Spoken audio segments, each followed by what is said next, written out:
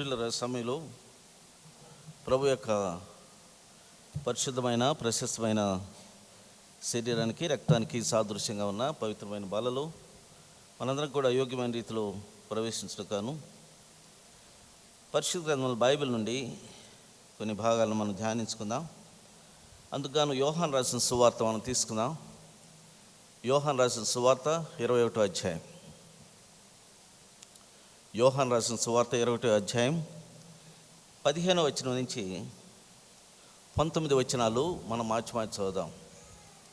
యోహాను రాసిన సువార్త 21వ అధ్యాయం 15వ వచనం నుంచి 19 వచనాలు మనం మార్చి చదువుదాం. వారు భోజనం చేసిన తర్వాత యేసు సీమోను పేతురును చూసి, యోహాను కుమారుడు అయిన సీమోను, వీరికంటే నీవు నన్ను ఎక్కువగా ప్రేమించున్నావా అని అడగ్గా, అతడు, అవును ప్రభువా, నేను నిన్ను ప్రేమించున్నానని నీవే ఎరుగుదువని ఆయనతో చెప్పెను. యేసు, నా గొర్రె పిల్లను మేపమని అతనితో చెప్పెను.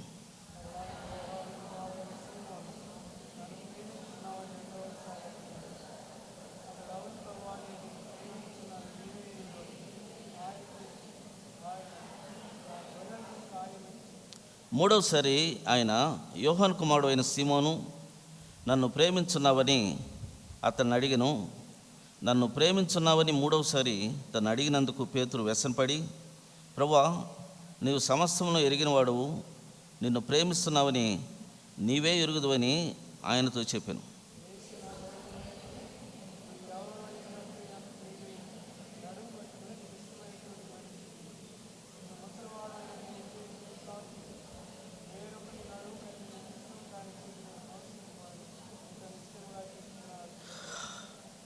అతడు ఎట్టి మరణం వలన దేవుని మహింపరచును దాన్ని సూచించి ఆయన ఈ మాట చెప్పెను. ఇట్లు చెప్పి నన్ను వెంబడించమని అతనితో అనెను. ఆమేన్. ప్రభు సాయంగా ప్రార్థన చేసుకుందాం. మహాపరిశుద్ధుడైన ప్రేమ కలిగిన మా ప్రియ పరలోక తండ్రి, మీ పాదాలకు స్తుతి వందన చెల్లించుకుంటున్నాం. ప్రభువా, మీరు నిత్యము నిలిచిండు బలియాగంగా మా పాప విమోచన కొరకు నాయన మిమ్మల్ని మీరు ఇష్టపూర్వకంగా సమర్పించుకున్న దేవుడు అయినందుకు వందనాలు. ఆ మేరకు మీ యొక్క శాశ్వతమైన అపారమైన దేవా నిత్యము నిలిచిండు ప్రేమను క్రియల రూపంలో మీరు వ్యక్తపరిచారు. వందనాలు. ఆ మేరకు మాపై దాడి చేసి పాప శాపగ్రాహిగా ఉన్న నా జీవితంలో ప్రవేశించి అపవాదిని మీరు బంధించిన విధానం కొరకు వందనాలు. అంతేకాకుండా మీరు అనుగ్రహించిన రక్షణ బట్టి మేము స్తుతించుకుంటూ, రక్షణలో తొట్టిల్లకుండా కొనసాగుటకు పరిశుద్ధాత్మ దేవుడిగా నా హృదయంలో ప్రభువా మీరు అధిష్ఠించిన విధానం కొరకు కూడా మేము స్తుతించుకుంటున్నాను. ఈ మేరకు మీ బలియాగాన్ని బట్టి మేము స్తుతించుకుంటూ, ఈ సమయంలో ఆ యొక్క మీ బలియాగానికి సాదృశ్యంగా ఉన్న పవిత్రమైన బలలో యోగ్యమైన రీతిలో మేము ప్రవేశించాలని మీ ఉద్దేశమైనందుకు వందనాలు. ఆ మేరకు మేము అనునిత్యం కూడా ఆత్మీయంగా ఉద్యమం పడాలని, మీ సాక్షులుగా ప్రభువా మీ యొక్క సారూప్యంలోకి ఎదుగుతూ దేవుని కుమారులుగా ఈ లోకంలో జీవించాలని మీ ఉద్దేశాన్ని మా పట్ల మీరు నెరవేరుస్తూ వస్తున్నందుకు మీకు వందనాలు. ఈ సమయంలో కూడా ప్రత్యేకమైన మీ కృప కొరకు ప్రార్థిస్తూ వస్తున్నాను. ప్రభువా, నన్ను మరుగుపరచండి. లేఖన సత్యాలు మీవి, సంఘానికి శిరస్సు మీరు, మీ స్వరక్తం ఇచ్చి సంపాదించిన మీ ప్రజల ముందు నిలబడే యోగ్యతను మీరు అనుగ్రహించమని వేడుకొంచున్నాను. నన్ను మరుగుపరచమని మీ స్వరముగా, మీ బోరుగా, మీ సాధనము, మీ శబ్దముగా నన్ను ఉపయోగించుకొని మీరు మహింపొందమని మీ ప్రియకుమారుడు మా ప్రభువు యేసయ్య వారి శ్రేష్టమైన నామమున స్తోత్రం చెల్లించి వేడుకొంచున్న తండ్రి. ఆమేన్. ప్రియుల సమయంలో ప్రభు ఒక వ్యక్తిని ఉద్దేశించి ప్రత్యేకంగా అడుగుతున్నాడు. ఆ వ్యక్తినే కాదు, ఈ ప్యాసేజీని మనకు అన్వయించుకుందాం. ఇది ధ్యానిస్తున్న సమయంలో ఇక్కడ కూర్చున్న వాళ్ళందరికంటే ప్రతి ఒక్కరిని అడుగుతున్నాడు, వీరందరికంటే ఎక్కువగా నీవు నన్ను ప్రేమిస్తున్నావా? నువ్వు అడగవచ్చు, ఎందుకు నిన్ను ఎక్కువగా ప్రేమించాలి అని ప్రశ్నించే ధైర్యం మనకుందా? ఒక్కసారి ఆలోచించండి. వీళ్ళందరికంటే నేను ఎందుకు నిన్ను ఎక్కువగా ప్రేమించాలి అనే ధైర్యం ఎవరికైనా ఉందా? గత మన జీవితాన్ని ఒకసారి నా మటుకు నేను వెనక్కి తిరిగి చూసుకుంటే నేను నిజంగా అందరికంటే ఎక్కువగా ప్రేమించబద్దుడినై ఉన్నాను. ఎందుకంటే నా సంగతి నాకు తెలుసు కాబట్టి చెప్తున్నాను. ప్రభువే కలుగజేసుకొని ఆయన పడిన స్థలంలో నుంచి ఆయన లేవనెత్తకపోతే ఈరోజు మీ ముందు ఉండేవాడిని కూడా కాదు. కాబట్టి పాపము శాపము అనేది మనిషి హృదయంలోకి తీసుకురావచ్చే కానీ దాంట్లోంచి విడుదల మాత్రం పొందలేడు. కారణం ఏమనగా అది అలాంటిది, క్రూరమైందన్న విషయాన్ని కూడా మనం జ్ఞాపకం చేసుకున్నాం. ఇక్కడ ఏ వ్యక్తిని అడుగుతున్నాడు అన్న విషయాన్ని ఒకసారి ఆ వ్యక్తి బ్యాక్గ్రౌండ్ మనం చూస్తాం. ఎందుకనగా మెయిన్ మెసేజ్కి వెళ్ళక మునుపు ఏ వ్యక్తిని అడుగుతున్నాడు అనేది ఇక్కడ మనం చూస్తాం. ఈ పేతురుకు కొన్ని ప్రత్యేకమైన ప్లస్ ఉన్నాయి, మైనస్ కూడా ఉన్నాయి. కాబట్టి ఇక్కడ మనం గమనించగలిగితే ఈ పేతురు అనే ఈ యొక్క వ్యక్తి క్రీస్తు ప్రభు ద్వారా మొట్టమొదటిగా శిష్యుడిగా పిలువబడిన వ్యక్తిగా మనం చూడగలం. సరే, శిష్యుడిగా పిలిచారు. 3.5 సంవత్సరం క్రీస్తు ప్రభుతో పాటు ఆయన సహచరుడిగా తిరిగాడు, శిష్యుడిగా ఆ హోదా అనుభవించాడు. ఆయన చేసిన మహత్కార్యాలు, ఆశ్చర్యకార్యాల్లో చూశాడు, అనుభవించాడు కూడా. ఇంకా చెప్పాలంటే ఒక క్రీస్తు ప్రభుకున్న ఇన్నర్ రింగ్ అనగా ఆంతరంగిక శిష్యుల్లో ఒకటిగా కూడా ఉన్నట్టుగా మనం చూస్తూ వస్తున్నాం. ఇంతగా ఎలివేటెడ్ పొజిషన్లో ఉన్న ఈ యొక్క పేతురును ఈ మాట అడగాల్సిన అవసరత ఏమొచ్చింది క్రీస్తు ప్రభుకు అన్న విషయాన్ని మనం ఒకసారి ఆ బ్యాక్గ్రౌండ్ను మనం చూస్తాం. ఈ అడుగుతున్న ఈ సమయం సందర్భం మనం చూస్తే తిబ్రియా సముద్రం, ఆయన ఒక్కడే కాదు అక్కడ ఉంటున్నది, ఆయనతో పాటు ఇంకా 6 మంది శిష్యులు ఉంటున్నారు. వీరందరినీ తీసుకొచ్చేసాడు. ఇక మనం ఆయనైతే మరి చనిపోయాడు, సమాధి చేయబడ్డాడు, తిరిగి లేచినాడని చెప్పి మనం వింటున్నాం. ఆయా రీతులుగా ఆయన దర్శనం మనం పొందుతూ వస్తున్నాం. కానీ నమ్మిక మాత్రం లేదు. కాబట్టి తిరిగి మనం వృత్తిలోకి వెళ్ళిపోదామని చెప్పి వలలు తీసుకున్నట్లుగా మనం చూస్తూ వస్తున్నాం. కానీ రాత్రంతా ఆ వృత్తిలో ప్రావీణ్యత పొందారు. గత కాలంలో రాత్రంతా శ్రమపడ్డా కూడా ఏమాత్రం కూడా ఫలితం లేని స్థితి మనం చూస్తూ వస్తున్నాం. కాబట్టి ప్రియులారా, ఇందులో నుంచి మొట్టమొదటి పాఠం మనం నేర్చుకోవాల్సింది ఏంటనగా మన సృష్టికర్తకి నిర్మాణకుడి యొక్క ఆలోచనలు, తలంపులు, ఉద్దేశాలు మనం గ్రహించగలిసిన వారంగా ఉన్నాం. ఆ గ్రహణ లేనప్పుడు అది మనం ప్రయాస లేకపోతే మన ఎఫర్ట్స్ అన్నీ కూడా అవి గాలికి పోరాడినట్టుగా ఉంటాయి కానీ ఫలితం ఇచ్చేవాటిగా ఉండవు. ప్రతి మానవుని పట్ల దేవుని యొక్క ప్రణాళిక సంపూర్తిగా దేవుడు ప్రణాళిక కలిగి ఉన్నాడు. ఇది 139వ కీర్తనలో మనం గ్రహించగలం. ఈ ప్రణాళికలో ఎన్నో ప్రాముఖ్యమైన ఉద్దేశాలు నీ పట్ల కలిగి ఉన్నాడు. ఆ ఉద్దేశాలు నీ జీవితానికి ఎంతో మేలుకరం, క్షేమకరం కూడా. అవన్నీ కూడా నెరవేర్చడానికి ప్రభువు సమర్థుడు. కానీ నెరవేర్చగలిగిన దేవుడు నీ జీవితంలో ఏ స్థితిలో పెట్టుకొని ఉన్నావు, నీ హృదయంలో ఆయన మొట్టమొదటి స్థానంలో ఉండాలని చెప్పి ప్రభు యొక్క ఉద్దేశంగా మనం గమనించగలం. ఇప్పుడు మనం చూస్తే ఆదికాండంలో మనం గమనించగలిగితే ఆదికాండం 12వ అధ్యాయంలో అబ్రహాము దేవుని పిలిచినట్టుగా మనం చూడగలం. 12వ అధ్యాయం నుంచి ఎన్నో అప్ అండ్ డౌన్స్లో అబ్రహాము కొనసాగాడు తన ఆత్మీయ జీవితంలో. కడవటికి ఇష్మాయేల్ని కూడా పంపించేశాడు. అది దేవుని యొక్క ఉద్దేశం. కానీ 22వ అధ్యాయానికి వచ్చేటప్పటికి ఏమంటున్నాడు? నీకు ఒక్కడైన కుమారుడు, నువ్వు ప్రేమిస్తున్న ఇస్సాకే నాకు కావాలి బలిగా. ఎందుకు అడుగుతున్నాడు? అబ్రహాముకు 12వ అధ్యాయంలో చేయబడిన వాగ్దానం చేయబడిన ఆశీర్వాదాలు విడుదల చేయాలంటే అబ్రహాము జీవితంలో ఉన్న అడ్డుబండలన్నీ కూడా తొలగిపోవాలి. అడ్డుబండలతో పాటు ఆశీర్వాదాలతో ఆయన ముందు కొనసాగలేడు. కాబట్టి ప్రియులారా, ఎవరి ద్వారా అయితే నువ్వు ఈ కృప పొంది ఉన్నావో ఆ దేవుని మర్చిపోయి పొందిన వాటిని ప్రేమించడం ప్రారంభించినప్పుడు ప్రభు తప్పనిసరిగా ఆ యొక్క పొందిన వాటిని తీసివేయడానికి ఇష్టపడడు. ఇక్కడ మనం చూస్తూ వస్తున్నాం, ఆయన ఇచ్చినటివి తీసివేసే దేవుడు కాదు. కుమారుని బలియాగంగా అర్పించడానికి అబ్రహాం తీసుకుపోయినప్పుడు కత్తి పైకెత్తినప్పుడు ఏమన్నాడు? ఇందు మూలముగా నీవు దేవునికి భయపడవాడు అని చెప్పి నేను గమనిస్తూ వస్తున్నాను. కాబట్టి దేవుని యొక్క ఉద్దేశం ఏంటి? నిన్ను ఆశీర్వదించక మునుపు దేవుని యొక్క భయభక్తులు కలిగి జీవించాలి, దేవుని వాక్యానుసారంగా జీవించాలి, దేవుణ్ణి అన్నిటికంటే ఎక్కువగా ప్రేమించాలి. అన్నిటికంటే ఈరోజు ప్రియులరా, తల్లి గర్భంలో వచ్చి భూమి మీద అడుగు పెట్టినప్పుడు ఏమీ తీసుకురాలేదు, వెళ్ళేటప్పుడు ఏమీ తీసుకుపోం. ఇవన్నీ కూడా అందరికీ బాగా తెలుసు. లేఖన సత్యాల ద్వారా అనేక సార్లు ఈ రెఫరెన్స్లు మనం చూస్తూ వస్తున్నాం. ఈ మధ్యకాలంలో మనం క్షేమంగా జీవించేదానికి సమస్తము ధారాళముగా దయచేసే దేవుడు నీ హృదయంలో ఏ స్థానంలో ఉన్నాడనేది ఇక్కడ ప్రాముఖ్యమైన విషయంగా పేతురును ప్రశ్నిస్తున్న దేవుడు నిన్ను కూడా ప్రశ్నిస్తున్నాడు. కాబట్టి ఇక్కడ పేతురు బ్యాక్గ్రౌండ్ కొద్ది నిమిషాలు మనం గమనించగలిగితే ఇక్కడ మనం చూస్తాం. చూడండి,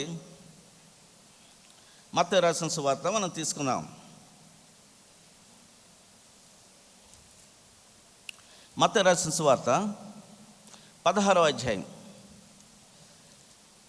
16వ అధ్యాయంలో 13వ వచనం నుంచి గమనించగలిగితే, మనిషి కుమారుడు ఎవరని చెప్పి జనులు అనుకుంటున్నారు అని చెప్పి ప్రభు వేసిన ప్రశ్నకు పేతురు స్పష్టంగా జవాబు చెప్తున్నాడు, సజీవుడైన దేవుని కుమారుడైన క్రీస్తు. అప్పుడు ప్రభు ఏమని చెప్తున్నాడు, ఇది తండ్రి ద్వారా నీకు బయలుపరచబడింది తప్ప ఈ రక్తమాంసం ద్వారా బయలుపరచబడలేదు. అదే సమయంలో ప్రభు ఉద్దేశించి చెప్తున్నాడు, ఆయన శ్రమ పొందాలని, సిలువేయబడాలని, ఆ తర్వాత ఆయన పునరుద్ధరుడు అవుతాడని కూడా శిష్యులకు బోధిస్తూ వస్తున్నాడు. కానీ ఈ శ్రమ నీకు దూరమవును గాక అని చెప్పి పేతురు స్పష్టంగా చెప్తున్నప్పుడు ప్రభు ఏమని చెప్పాడు, సాతానా నా వెనక్కి వెళ్ళు. కాబట్టి ప్రియులారా, ఒక తొట్టు దేవుని ఆత్మచేత నింపబడాలని పేతురు ప్రయత్నిస్తున్నప్పటికీ కూడా దేవుని ఆత్మచేత నింపబడకుండా అపవాది అడ్డుపరుస్తున్న పరిస్థితులను మనం చూస్తూ వస్తున్నాం. ఈరోజు కూడా పాపం చేసే ప్రతి వ్యక్తి కూడా ఇష్టపూర్వకంగా పాపం చేస్తాడని నేను అనుకోను. కానీ రక్తమాంసంలో ఉన్న వ్యక్తి రక్తమాంసంలో ఇచ్చే చేత ఏడవబడి పాపానికి ప్రేరేపించబడి అది పదే పదే చేస్తూ ఎంత కన్నీళ్లు విడుస్తూ వ్యక్తిగతంగా ఎంత కన్నీళ్లు విడుస్తాడో గమనించగలం. అయినప్పటికీ కూడా ఆ పాపానికి ప్రేరేపించబడుతూనే ఉన్నాడు. కారణం ఏంటి? ఆ పాపం నుంచి విడుదల ఇవ్వడానికి క్రీస్తు రక్తం మాత్రమే సరిపోయింది. ఆ విలువ కట్టలేని రక్తాన్ని, లేకపోతే ఆ ప్రశస్తమైన రక్తాన్ని ఆశ్రయించే స్థితి అనేక మందికి లేదు. అందుకనే ఇక్కడ మనం చూస్తూ వస్తున్నాం, సాతానా నా వెనుకకు వెళ్ళు, నువ్వు అభ్యంతర కారణంగా ఉన్నావని చెప్పి చెప్తున్నట్టుగా మనం చూస్తూ వస్తున్నాం. ఇంకొంచెం మనం ముందుకు వెళ్ళి చూస్తే చూడండి, మత్తయి రాసిన సువార్తలోనే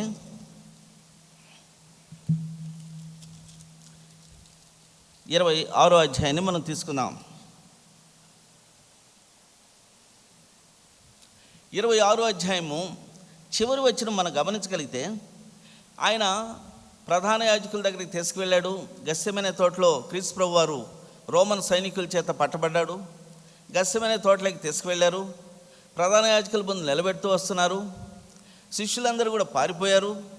ఆ సమయంలో చూడండి, ఆయన దూరం నుంచి వెంబడిస్తున్న పేతురు, నేను చనిపోయినా సరే నేను వెంబడించడానికి మాననని చెప్పిన పేతురు ప్రభు చేత హెచ్చరించబడ్డాడు. 3 సార్లు నువ్వు అబద్ధం చెప్తావని కూడా. అది నిరూపించబడిన తర్వాత ఆయన ఏం చేశాడు, చెప్తే చెప్పినానులే, ఆయన సరే ఇక ఆయన్ని మరణానికి అప్పగిస్తారు, నా పాటికి నేను వెళ్ళొచ్చని అనుకోవచ్చు కదా. అక్కడ మనం గమనించగలిగితే చివరి వచనం చూడండి, 75వ వచనం.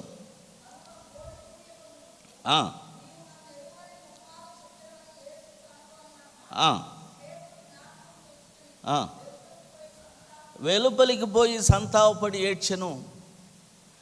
పిల్లరా, ఒక తొట్టు అపవాది చేత వెరిపించబడుతున్నాడు, ఒక తొట్టు ప్రభు యొక్క ఆ యొక్క ఆత్మచేత సంధించబడాలనే ఆశ అతనికి ఉంది.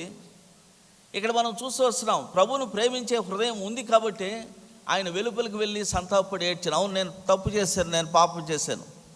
ఇదే స్థితి యూదా ఇస్కరియోతు పొందలేకపోయినాడు అన్న విషయాన్ని కూడా ఈ సమయంలో మనం గుర్తు చేసుకోగలం. ఇంకొంచెం మనం ముందుకు వెళితే గమనించండి, మార్కు రాసిన సువార్త మనం తీసుకుందాం. మార్కు రాసిన సువార్త 16వ అధ్యాయం. క్రీస్తు ప్రభు పునరుద్ధరణై లేచాడు. ఈ వార్త మొట్టమొదట మగ్దలినే మరియకు ప్రత్యక్షపరచబడింది. ఆ తర్వాత పేతురు కూడా సమాధి దగ్గరికి వెళ్ళాడు, బాగానే ఉంది. కానీ ప్రియులరా, 40 దినాలు ఆ రీతిగా సజీవుడైన ప్రభువు ఆయా రీతులుగా తన ప్రియులను దర్శిస్తూనే వచ్చాడు. కానీ నమ్మలేకపోవడానికి కారణం ఏంటి?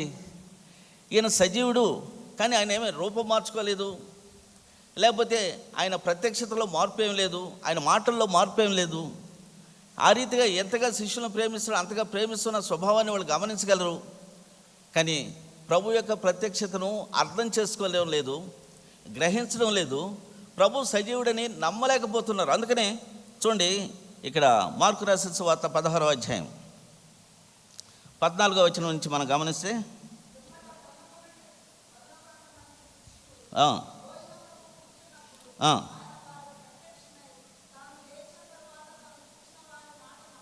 నమ్మనందున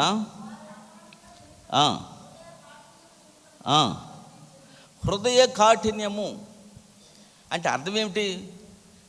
మాటలు ఎన్ని చెప్పినా సరే, దైవ గ్రంథంలోంచి ఎంత బోధించినా సరే, వాళ్ళ ఉద్దేశాలు వేరుగా ఉంటాయి. అది ప్రీ కన్సీవ్డ్ డెసిషన్స్ అంటారు. అనగా ఆయనతో పాటు తిరిగే టైం అయిపోయింది, ఆయనతో పాటు సంచరించే సమయం పూర్తయిపోయింది. ఆయన పని ఆయన పూర్తి చేసుకున్నాడు. ఇక మా పని మేము ప్రారంభించాలి అన్న ఉద్దేశంతో వాళ్ళు ఉన్నారే తప్ప ప్రభు యొక్క ప్రత్యక్షతను అపేక్షించే హృదయం మాత్రం లేదు. కాబట్టి ప్రభు 40 దినాలు వాళ్ళని దర్శిస్తూ ఆయా రీతులుగా ప్రభు సజీవుడని తను ప్రత్యక్షపరుచుకుంటున్నప్పటికీ కూడా ఆ హృదయం గ్రహించలేని పరిస్థితిలో ఉన్నది. కారణం ఏమనగా ఆ హృదయంలో పాప వ్యవస్థ పనిచేస్తున్నది. పిల్లలు, ఆ హృదయంలో పాప వ్యవస్థ పనిచేస్తున్నంత వరకు కూడా ఎంతమంది నీకు బోధించినా సరే ఆ హృదయంలోకి ఆ వాక్యం అనే విత్తనం విత్తబడదు అన్న విషయాన్ని ఒక్కసారి మనం జ్ఞాపకం చేసుకుంటూ ముందుకు వెళదాం. ఆ తర్వాత ఇంకొంచెం మనకు ముందుకు వెళితే గమనించండి, లూకా రాసిన సువార్త మనం తీసుకుందాం. 24వ అధ్యాయం. లూకా రాసిన సువార్త 24వ అధ్యాయం. ఈ 24వ అధ్యాయంలో ఇంకా కొన్ని మాటలు మనం గమనించగలం. లూకా రాసిన సువార్త 24వ అధ్యాయం. ఇక్కడ ఎవరెవరికి ఆయన ప్రత్యక్షమయ్యాడు అన్న విషయాన్ని అక్కడ సీక్వెన్స్గా వ్రాయబడినట్లుగా మనం చూస్తూ వస్తున్నాం. అయినప్పటికీ కూడా ఇక్కడ మనం గమనించగలిగితే చూడండి, 36వ వచనం నుంచి మనం చూస్తాం.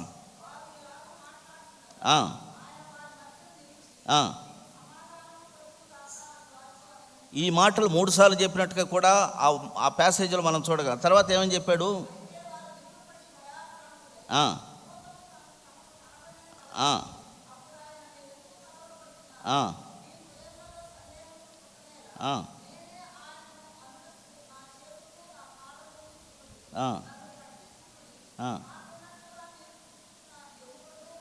చాలండి. తర్వాత 41వ వచనం వాళ్ళు గమనించగలిగితే ప్రభు మాటలు విన్న తర్వాత వారు సంతోషించారు, ఆశ్చర్యపడారు, అంతేకాని నమ్మడం మాత్రం లేదు. కాబట్టి ఆ హృదయ కాఠిన్యము ఎంతవరకు తీసుకుపోతుందో ఒక విశ్వాసిని. వాక్యం వింటుంటే సంతోషిస్తారు, వాక్యంలో ఆనందిస్తారు, వాక్యాన్ని ప్రేమిస్తారు, వాక్య ప్రకారం మాత్రం జీవించరు. అందుకని పాప జీవితంలో నుంచి విడుదల పొందలేకపోతున్నారు. కాబట్టి ప్రియులారా, యేసుక్రీస్తు ప్రభు తిబిరియా సముద్రం వరకు ఎత్తుకుంటూ రావాల్సిన అవసరత ఏమొచ్చిందన్నది మనం చూస్తూ వస్తున్నాం. 40 దినాలు ఆయన దర్శిస్తున్నప్పటికీ కూడా ఆ శిష్యుల యొక్క హృదయ కాఠిన్యతను బట్టి, వాళ్ళ అపనమ్మకత్వాన్ని బట్టి, అంతేకాకుండా వాళ్ళు ఆయన చూసి సంతోషిస్తున్నారు కాబట్టి, కానీ ఆయన పునరుద్ధరణైనాడు అన్న విషయం మాత్రం బయటికి తీసుకురాలేని పరిస్థితుల్లో ఉన్నారు. అందుకనే ఇంకొక మాటను మనం గమనించగలిగితే చూడండి, 44వ వచనం.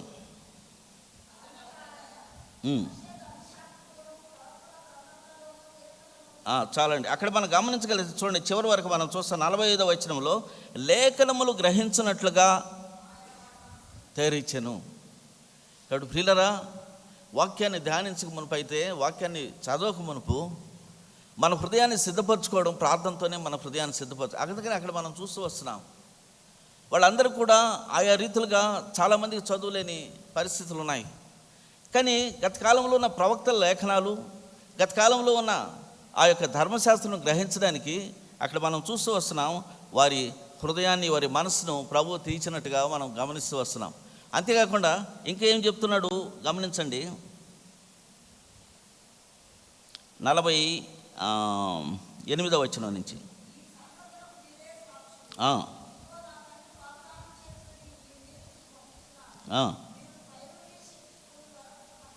ఎస్. కాబట్టి నిజమైన క్రైస్తవత్వం ఎప్పుడు ప్రారంభమవుతుంది? వాక్యం వింటే కాదు, వాక్యాన్ని చదివితే కాదు, వాక్యాన్ని ప్రేమిస్తే కాదు. ప్రభువా, నా పాప విమోచన కావాలి, పాప విమోచన క్రయధనంగా మిమ్మల్ని మీరు సమర్పించుకున్నారు. పాప వ్యవస్థ అనే చేదైన వేరు తిరిగి నాలో మొలవకుండా సహాయం చేయడానికి పరిశుద్ధాత్మ దేవుడిగా నువ్వు నన్ను దర్శించాలి. పరిశుద్ధాత్మ దేవుడిగా నీ ఆత్మతో నన్ను నింపాలి. మరొకసారి తొట్టిల్లకుండా నువ్వు కాపాడాలి. ప్రియులారా, ఈ ప్రార్థన మనం చేయగలిగితే తప్పనిసరిగా పరిశుద్ధాత్మ దేవుడు మన హృదయంలో నివసించడానికి ఇష్టపడతాడు. అప్పటి నుంచే నిజమైన నీ క్రైస్తవ విశ్వాస జీవితం ప్రారంభమవుతుంది. అప్పటి వరకు నువ్వు పాప విమోచన పొందని రీతిలో ఎన్ని సంవత్సరాలు ఇక్కడికి వచ్చినా, ఎన్ని సంవత్సరాలు వాక్యం విన్నా దేవుని యొక్క ధన్యతలు నువ్వు అనుభవించలేవు మన జీవనయాత్రలు. ఇది పేతురు ద్వారా మనం నేర్చుకుంటున్న ఒక ప్రాముఖ్యమైన సత్యం. అందుకనే ఇక్కడ మనం చూస్తూ వస్తున్నాం, వారి హృదయం తెరవబడింది. వారు లేఖన సత్యాలు గ్రహిస్తూ వస్తున్నారు. ప్రభువుని చూసి తిరిగి సంతోషించడం ప్రారంభించారు. అయినప్పటికీ కూడా ప్రభు ఏమని చెప్పాడు? యెరూషలేములో ఎదురు చూడండి. ఈరోజు నూతన నిబంధన క్రమంలో యెరూషలేం దేని చూపిస్తున్నది? సంఘ సమృద్ధి. సంఘ సమృద్ధిలోనే ఈ పరిశుద్ధాత్మ నింపుదలను నువ్వు పొందగలవు. సంఘానికి వేరుగా ఉండి సంఘానికి నువ్వు వేరుగా ఏర్పరచుకున్న తర్వాత అపోస్తల బోధ, సహవాసం, రొట్టె విరుచుట, ప్రార్థన నీ ఆత్మీయ ఉద్యోగం కొరకు ఏర్పాటు చేయబడిందన్న విషయాన్ని ఒక్కసారి మనం జ్ఞాపకం చేసుకుంటూ వెళదాం. అందుకనే ఇక్కడ మనం చూస్తూ వస్తున్నాం, దేవుని యొక్క అనగా క్రీస్తు ప్రభు యొక్క మాటను శిష్యులందరూ కూడా అంగీకరించినట్లుగా మనం చూస్తూ వస్తున్నాం. కాబట్టి యెరూషలేములో ఎదురు చూడక మునుపు పేతురుని దర్శించిన ప్రభు ఈ యోహాను రాసిన సువార్త, ఇప్పుడు మనం తీసుకున్న ప్యాసేజీలో ఉన్న మాటలు వాళ్ళు యెరూషలేములోకి వెళ్ళక మునుపు జరిగిన సందర్భంగా మనం చూస్తూ వస్తున్నాం. 3 విషయాలను ప్రభు అడుగుతున్నాడు. వీరందరికంటే ఎక్కువగా ప్రేమిస్తున్నావా? మొట్టమొదటిగా చెప్తున్నాడు కదా, నా గొర్రె పిల్లలను మేపు. రెండవదిగా, వీరికంటే నన్ను ఎక్కువగా ప్రేమిస్తున్నావా అనే మాట కాకుండా వీరు అక్కడ రెండవదిగా మనం చూడగలిగితే చూడండి,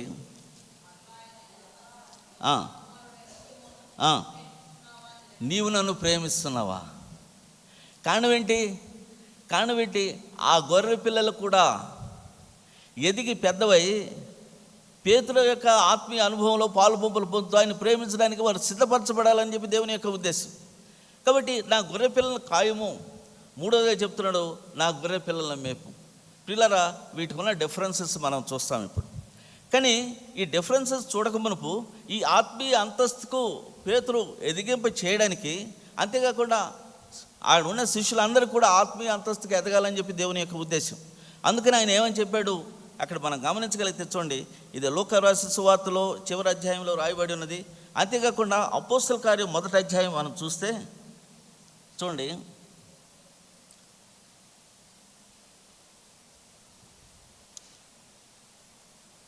మొదటి అధ్యాయము 3వ వచనం నుంచి, అవపడుచు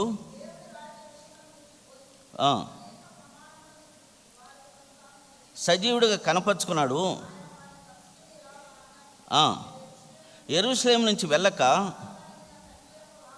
వాగ్దానం కొరకు కనిపెట్టుడి. ఆ తర్వాత గమనించండి 8వ వచనం,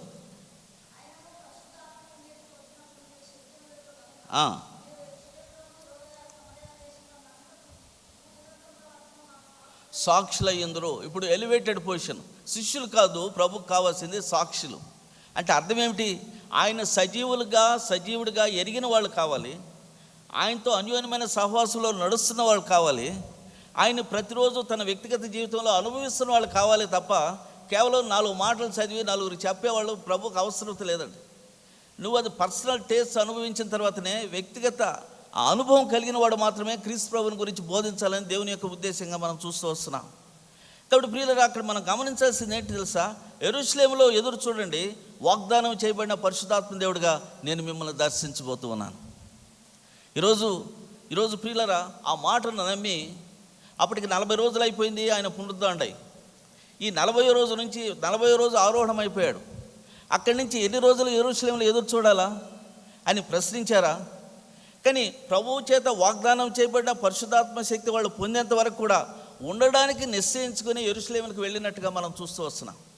ఈరోజు కూడా మన ప్రార్థనలో, ప్రభువా నువ్వు నన్ను దర్శించు, నా హృదయాన్ని నింపు, నీ ఆత్మచేత నన్ను నడిపించు, నా సొంత తలంపులు ఆలోచనలు వద్దని చెప్పి ఎవరైతే ప్రభుకు హృదయపూర్వకంగా సమర్పించుకుంటారో వాళ్ళందరికీ కూడా ఈ అనుభవాన్ని ఇవ్వడానికి ప్రభు సమర్థుడు.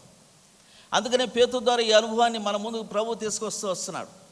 ఒకప్పుడు అక్కడ మనం చూస్తూ వస్తున్నాం, అవిశ్వాసిగా ఉన్న పేతురు, అబద్ధం చెప్పిన పేతురు, హృదయ కఠిన్యం కలిగిన పేతురు, వాక్యం చూసి సంతోషించి ఆనందించి పరిగెత్తి పారిపోయే పేతురు, తిరిగి తిబిరియా సముద్రంలోకి వచ్చి తన ఎఫర్ట్స్తో ఏమీ పొందలేని పేతురు ఈరోజు ఎంత బలమైన సాక్షిగా నిలబడబోతున్నాడు. కారణం ఏమంటే ఒక్కటే, దేవుని యొక్క పరిశుద్ధమైన శక్తి చేత నింపబడ్డవాడు. అందుకని అక్కడ మనం చూస్తూ వస్తున్నాం. అక్కడ గమనించండి, పరిశుద్ధాత్మ మీ మీదకి వచ్చినప్పుడు మీరు శక్తివంతులగుదురు. అంతేగాని మన రూపం మారిపోదు, కానీ మన గుణలక్షణాలు మారిపోతాయి, మన మాటలు, మన తలంపులు, మన ఉద్దేశాలు మారిపోతాయి. ప్రియులరా, దేవుని యొక్క ఆత్మ ఆవేశంతో ముందుకు వెళ్ళగలం.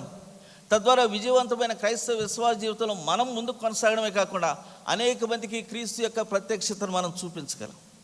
అందుకని ఇక్కడ మనం చూస్తూ ఉంటే మొట్టమొదటిగా మనం గమనిస్తాం, ఆ కమిట్మెంట్ వచ్చేసింది. అగ్ని నాలుకల వలె విభాగించబడిన పరిశుద్ధాత్మ దేవుడు వాడిని దర్శించాడు. అక్కడ గొప్పగా శబ్దం వినబడుతుండేటప్పటికి అక్కడ మనం గమనించగలిగితే మొదటి అపోస్తల కార్యం 2వ అధ్యాయంలో దాదాపు 12-13 భాషలు మాట్లాడేవాళ్ళు ఆ రోజు యెరూషలేములో ఉన్నట్లుగా మనం చూస్తూ వస్తున్నాం. తర్వాత వాళ్ళు ఉన్న గది చుట్టూ అనేక మంది వచ్చేసారు. ఇప్పుడు మనం చూస్తాం, పేతురు నిజంగా గతంలో అపవాది చేత పీడించబడిన పరిస్థితి ఉంటే అంత సమూహంలో నుంచి ఆయన నిలబడాల్సిన అక్కర్లేదు. ఇక్కడ మనం గమనించగలిగితే ప్రియులరా, ఇంతగా వెనక్కు అడుగేస్తున్న పేతురు ఇప్పుడు ఏమని చెప్తున్నాడు? పరిశుద్ధాత్మ శక్తి చేత నింపబడిన తర్వాత, శక్తిమంతుడు అయిన తర్వాత అదే పేతురు చెప్తున్న మాటలు మనం చూస్తాం. చూడండి, అపోస్తల కార్యములు 2వ అధ్యాయం 21వ వచనం.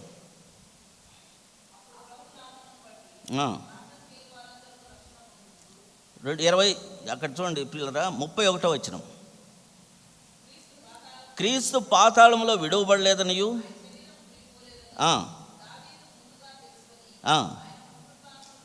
చెప్పెను,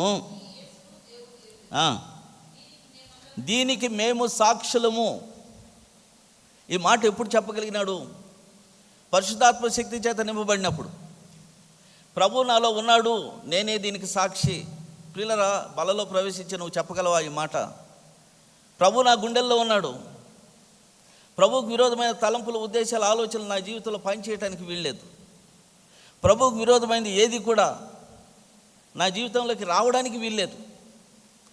పేతురు ధైర్యంగా లేచి నిలబడి చెప్తున్నాడు, ప్రపంచంలో మొట్టమొదటిగా సువార్త ప్రకటన చేసినవాడు, బహిరంగ సువార్త ప్రకటన చేసినవాడు పేతురు అన్న విషయాన్ని ఒకసారి మనం జ్ఞాపకం చేసుకుందాం. దీనికి మేము సాక్షులము, దీనికి మేము సాక్షులు. ఇంకొక మాటలు మనం చూస్తాం చూడండి. కాగా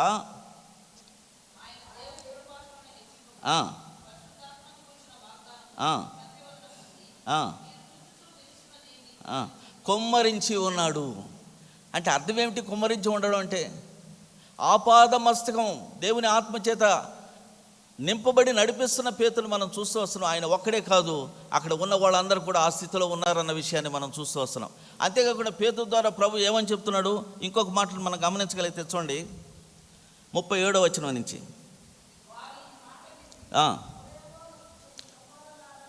ఏం చేతుమని పేతురును మారు మనసు పొంది బాప్తిసం పొందుడి, ఈ వాగ్దానము మీకును మీ పిల్లలకును దూరస్తులందరికీ, మీకును దూరస్తులకు సమీపస్తులకు మీ పిల్లలకు, మాకొక్కరికే కాదు. ఇందులో ఉన్న సత్యాన్ని మనం గమనించగలిగితే ప్రియులరా, అంతటి అపనమ్మకస్తుడు ప్రపంచానికి మొట్టమొదటిగా సువార్త ఎలా ప్రకటించగలిగినాడు? ఆ ఒక్క సువార్త ప్రకటన మూలంగా అన్ని వేల మంది ప్రభువులోకి ఎలా తీసుకురాగలిగినాడు? ఆయన ఎంత అసమానమైన శక్తిని పొందగలిగినాడు? కారణం ఒక్కటే, ప్రభు మాట నమ్మినాడు, విధేయుడైనాడు. ఆయనతో పాటు అనేక మంది 120 మంది ఉన్నట్టుగా బైబిల్ లేఖన సత్యాలు చెప్తూ వస్తున్నాయి. అందరి మీద దేవుని యొక్క శక్తి కుమ్మరించబడింది. కానీ అందరిలో మొట్టమొదటివాడిగా లేచి చెప్తున్నాడు కదా, మేము దేవుని శక్తి పొందాం, మీరు కూడా పొందడానికి అర్హులు. కానీ ఎప్పుడు అర్హులు? అక్కడ వాక్యంలోంచి మనం గమనించగలిగితే అక్కడ చూడండి, ఎప్పుడు అర్హులు అని చెప్తున్నాడు? మూర్ఖులైన, అక్కడ వాక్యంలోంచి మనం చూస్తాం చూడండి, మీరు మారు మనసు పొంది పాపక్షమాపణ నిమిత్తము ప్రతివాడు యేసుక్రీస్తు నామమున బాప్తిసం పొందుడి, అప్పుడు మీరు పరిశుద్ధాత్మ వరమును పొందుదురు అని చెప్తున్నట్టుగా మనం చూస్తూ వస్తున్నాం. ఇంకా కొంచెం మనం ముందుకు వెళితే గమనించండి, 40వ వచనం. ఇకను అనేక విధములైన మాటలతో సాక్ష్యమిచ్చి మూర్ఖులైన ఈ తరం వారికి వేరై. పిల్లరా, ఒక్కసారి మనం ఆలోచించుకుందాం. ఈ మూర్ఖులు మన బంధువుల్లో ఉంటారు, మన స్నేహితుల్లో ఉంటారు, మన ఆంతరంగికులో ఉంటారు, మన కుటుంబంలో కూడా ఉంటారు. వీరి ఆలోచనలు బట్టి మనం నడిపించబడుతున్నామా? క్రీస్తు ప్రభు ఆలోచనలు బట్టి మనం నడిపించబడుతున్నామా? ఆ తర్వాత మనం గమనిస్తాం, పేతురు రాసిన 2 పత్రికలే నూతన నిబంధనలో మనం గమనిస్తాం. కానీ ఈ 2 పత్రికల్లో విశ్వాసాన్ని గురించి ఎంత గొప్ప, ఒకసారి 2 వర్తమానాలు నేను ఇక్కడే దేవుని కృపను బట్టి మనం ప్రకటించాం. అమూల్యమైన విశ్వాసం అని చెప్తున్నట్టుగా మనం చూస్తూ వస్తున్నాం. ఆ విశ్వాసంలో ఎంత ప్రాముఖ్యత ఉందన్న విషయాన్ని 2వ పత్రికల్లో మనం గమనిస్తూ వస్తున్నాం.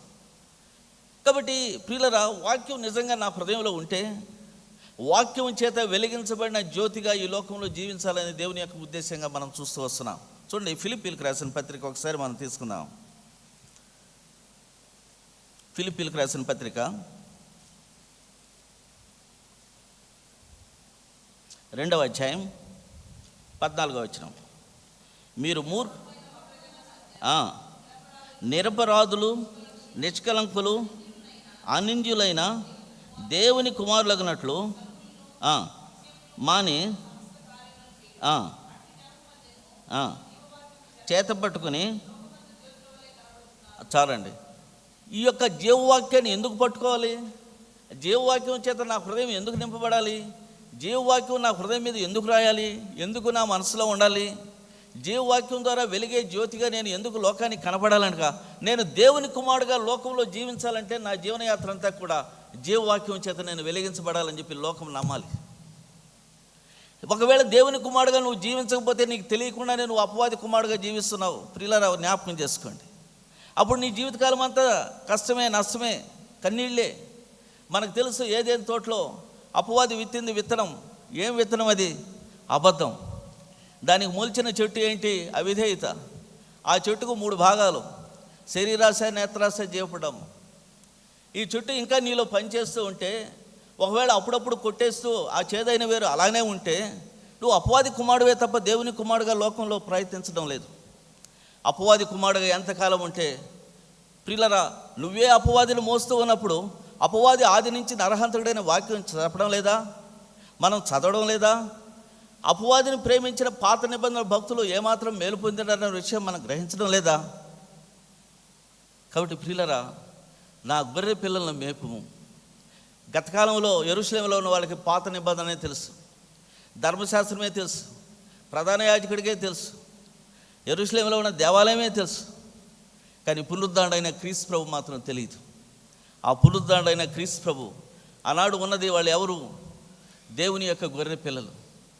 ఆ పిల్లలకు మొట్టమొదటిగా ఆ పునరుద్ధరణ సువార్తను ప్రకటించడానికి పరిశుద్ధాత్మ శక్తితో నింపబడిన పేతురుని ప్రభు ఉపయోగించుకున్నాడని.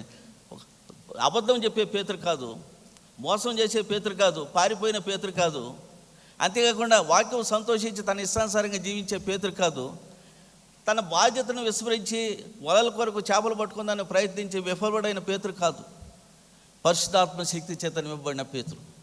అందుకనే పేతురు ధైర్యంగా చెప్పుకోండి, దీనికి నేను సాక్షిని, దీనికి నేను సాక్షిని. సజీవుడిగా ప్రభు తిరిగి లేచి ఉన్నాడు. లేఖన సత్యాలను అనుసరించి మీరు సిలువ వేశారు. కానీ ఈనాడు మీరు విడుదల పొందాలంటే మూర్ఖులైన వక్రజనముకు వేరై జీవించండి.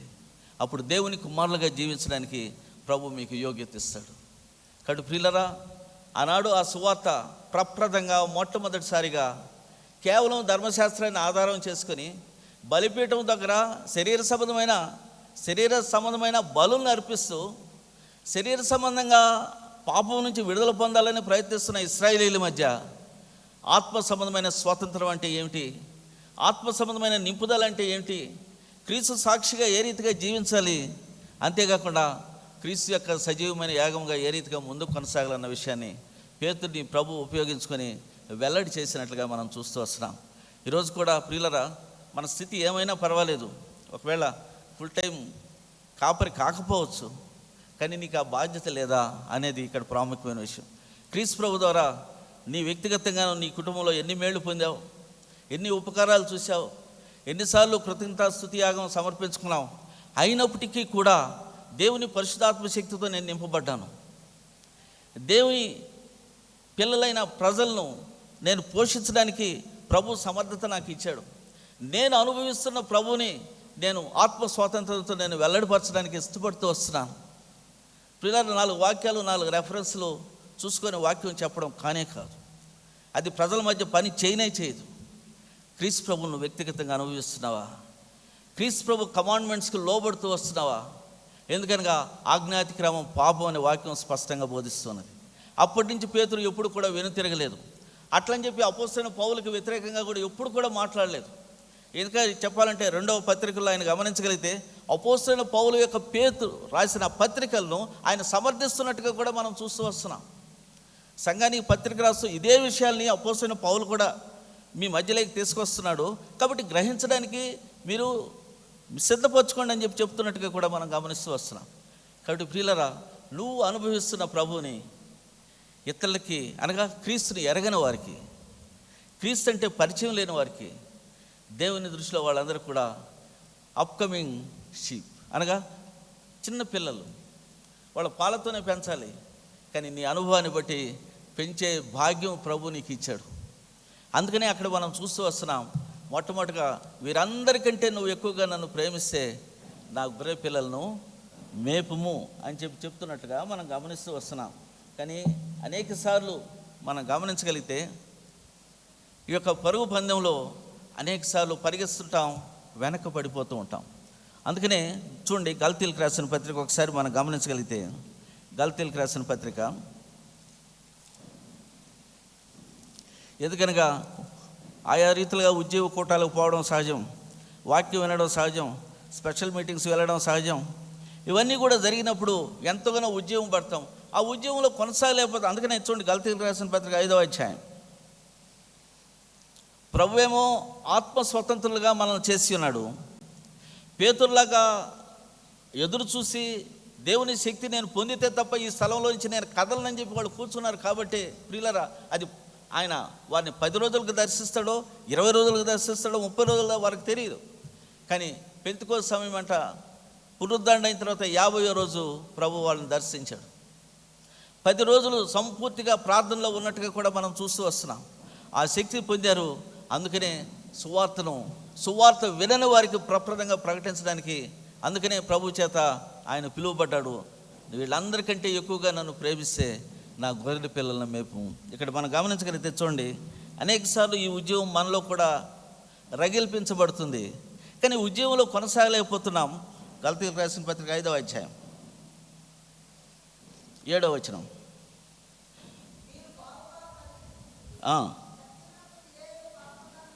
ఎవడు అడ్డగించను కలగలేదు. కాబట్టి కొంచెం దూరం పరిగెస్తాం, ఏదో చేయాలని ప్రయత్నిస్తాం, కానీ సత్యానికి అవిధేయత తిరిగి మన జీవితంలో మనం చూస్తాం, పరుగు పందెం అక్కడికి ఆగిపోతుంది. కానీ దేవుని వైపు చూసినప్పుడు, దేవుని యొక్క పునరుద్ధాన శక్తితో ప్రతిరోజు నింపబడాలని చెప్పి ఉద్దేశిస్తున్నప్పుడు, ప్రియులరా, ప్రభు ఇచ్చిన ఆత్మ స్వాతంత్రంలో ప్రభు మనం కొనసాగింపు చేయగలడన్న విషయాన్ని మనం గమనించగలం. ఇకపోతే రెండవదిగా మనం చూస్తాం, నా గొర్రెలను మేపుము. ఇప్పుడు గొర్రె పిల్లల సంగతి అయిపోయింది. నా గొర్రెలను మేపుము అంటే అర్థం ఏమిటి? రెండవదిగా నా గొర్రెలను కాయము. కాబట్టి ఈ గొర్రె పిల్లలు పెద్దవైపోయినాయి. పెద్దవైపోయిన తర్వాత కాపరి కంటే శత్రువులు ఎక్కువ మంది తయారవుతారు. కారణం ఏంటి? దొంగిలించడానికి వచ్చేవాళ్ళు, అపహరించడానికి వచ్చేవాళ్ళు, పట్టుకోపోవడానికి వచ్చేవాళ్ళు, వీళ్ళందరూ ఎక్కువ అవుతారు కదా. కానీ కాపాడాల్సిన బాధ్యత ఎవరు? ఈ చిన్నపిల్లల నుంచి పెద్ద స్టేజ్లోకి తీసుకొచ్చిన కాపరికి అది ప్రాముఖ్యమైన బాధ్యతగా మనం చూస్తూ వస్తున్నాం. అందుకనే నా గొర్రె పిల్లలను మేపుము, రెండవదిగా నా గొర్రెలను కాయము. ప్రియులారా, పరిచర్యలో వెళుతున్నప్పుడు పరిచర్య అనేది it's not a smooth affair. నేను పరిచర్యలో నా అనుభవాలు చాలా ఉన్నాయి. ఎన్నోసార్లు అపవాది అటాక్ చేయడం నేను చూస్తూ వచ్చాను. ఎన్నోసార్లు అపవాది అనగా నింపబడిన వ్యక్తి దాదాపు దగ్గరకు వచ్చేసిన పరిస్థితులు కూడా గమనించాం. కానీ మనం ఎవరి ఆధ్వర్యంలో ఉన్నాం? ఎవరి ఆధ్వర్యం? యెషయా గ్రంథం 60వ అధ్యాయం 18వ వచనంలో మనం గమనించగలిగితే, రక్షణయే నీకు ప్రాకారమని, ప్రఖ్యాతియే నీకు గుమ్మములని. కాబట్టి రక్షణ ప్రాకారంలో ఉన్నాం. కాబట్టి ఇక్కడ మనం గమనించాల్సి ఏంటనగా, ఎందుకు అపవాది గొర్రెలను దొంగిలించడానికి ఇష్టపడుతుంది? చూడండి, ఇర్మియా గ్రంథం ఒకసారి మనం గమనించగలిగితే, ఇర్మియా గ్రంథం 50వ అధ్యాయాన్ని మనం తీసుకుందాం.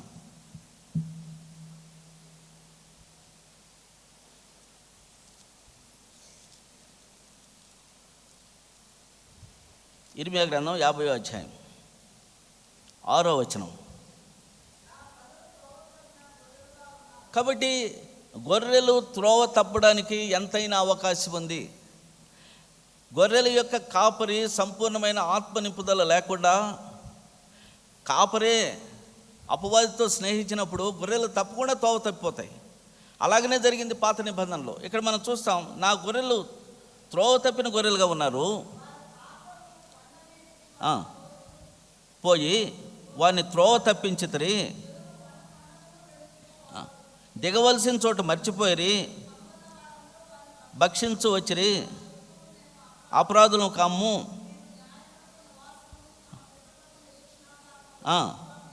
కాబట్టి దాన్ని పట్టుకున్న వాళ్ళు, దాన్ని తినేసేవాళ్ళు, దాన్ని భక్షించేవాళ్ళు, దాన్ని అపహరించేవాళ్ళు వీళ్ళు పాపం చేశారు కాబట్టి దేవుడు వాళ్ళని మన చేతిలోకి ఇచ్చేశాడు. కాబట్టి అందుకనే మేము భక్షించడానికి సమర్థులము అని చెప్పి అపవాది అనుకుంటూ ఉంటుంది. కారణం ఏంటి? దేవుని యొక్క పరిశుద్ధమైన లేకపోతే పవిత్రమైన అగ్ని ప్రాకారం మధ్య ఉండవలసిన విశ్వాసి అగ్ని ప్రాకారం దాటిపోతేనే కదా అపవాది పట్టుకుంటుంది. అగ్ని ప్రాకారంలో ఉన్నంత వరకు అపవాది రాగలదా? ఒకసారి ఆలోచించండి, రాగలదా? జకరియా గ్రంథం మనం గమనిస్తే చూడండి, జకరియా గ్రంథం 2వ అధ్యాయం